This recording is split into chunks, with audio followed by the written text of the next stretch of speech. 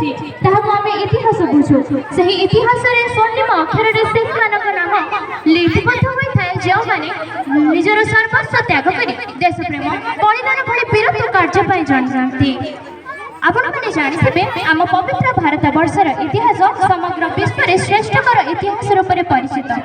ଏହି ପବିତ୍ର ଭାରତ ବର୍ଷ କେବଳ ଧନ ସମ୍ପତ୍ତି ବା ଐଶ୍ୱର୍ଯ୍ୟ ପାଇଁ ହିଁ ନୁହେଁ, ବରଂ ନିଜର ଜ୍ଞାନ ଗାରିମା, ସଂସ୍କୃତି, ପରମ୍ପରା, ଧର୍ମ ନିରପେକ୍ଷତା ତଥା ଆଧ୍ୟାତ୍ମିକତା ମତବାଦ ଯୋଗୁଁ ସମଗ୍ର ବିଶ୍ୱର ଗୁରୁ ଅର୍ଥାତ୍ ଜଗତ गुरु हिसाब से परिचित हो पारिछि।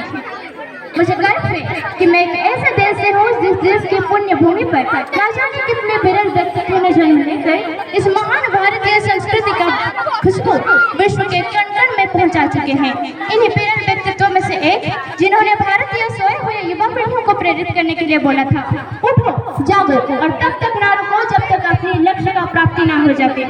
यह विरल वाणी किसी और ने नहीं बल्कि हमारी भारत माता के विरल सुपुत्र स्वामी विवेकानंद ने कहा था। स्वामी विवेकानंद मात्र 39 वर्ष बयसर जीवन में निजर मनुष्य शरीर को त्याग करथिले। एही 39 वर्ष बयसरे से जे सब सफलतार शीर्षक स्थान अधिकार करि परिछंती ताहा आज भी आम पई आदर्श और प्रेरणा योग्य। से एही बयस मध्यरे समग्र विश्व को विजय करि परिछंती कारण से समय और समयानुवर्तिता कोन ताहार महत्व को बुझी परिथिले। तबे समय कोन एही समयानुवर्तिता कोन ताहा आपन मानक निकट रे सम्यक भाव रे वर्णना करबाकू जाउछि। समय चक्र जे मनुष्यर जन्म ठार मृत्यु पर्यंत लगी रही थाए। आम जन्म बा जीवन क्षणस्थायी हो पारे सत, मात्र यह समय क्षणस्थायी नुहे। यह समय अंतर आरंभ थाए एवं अंतर शेष में समय थाए। यह समय मनुष्य जो व्यक्ति समय महत्व को बुझी न था कि समय को बर्बाद करे समय दिने निश्चित बर्बाद करें। समय एपरी एक शब्द जहाँ आम जीवन में सर्व उच्चकारी होता है। समय आम निज जीवन में सब शीर्षक स्थान में पहुँचा बेले यही समय को धरी आम जीवन सबुठ निच स्थान में पहुँची पार। समयानुवर्तिता कौन?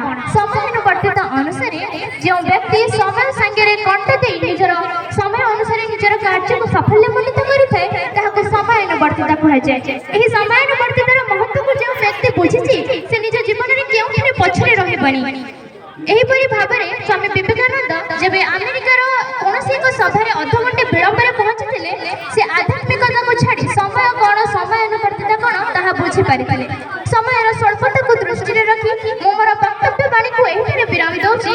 शेष में कहबाकू चाहूँ जे आज युवा समाज को यह शपथ ग्रहण करबाकू जे आज युव दिवस रे आमे शपथ ग्रहण करबा आमे आज शिशु तथा आसंता कालीर भविष्यत आमे जदि जागृत होबा आमे जदि समय और समयानुवर्तितार महत्व को बुझिबा तेबे आम देश जापान भली एक अग्रणी तथा साहसिक देश सहित दिने साहसिकतार सह महा मुकाबिला करिबा एथरे कोनोसी संदेहर चिन्ह नहीं।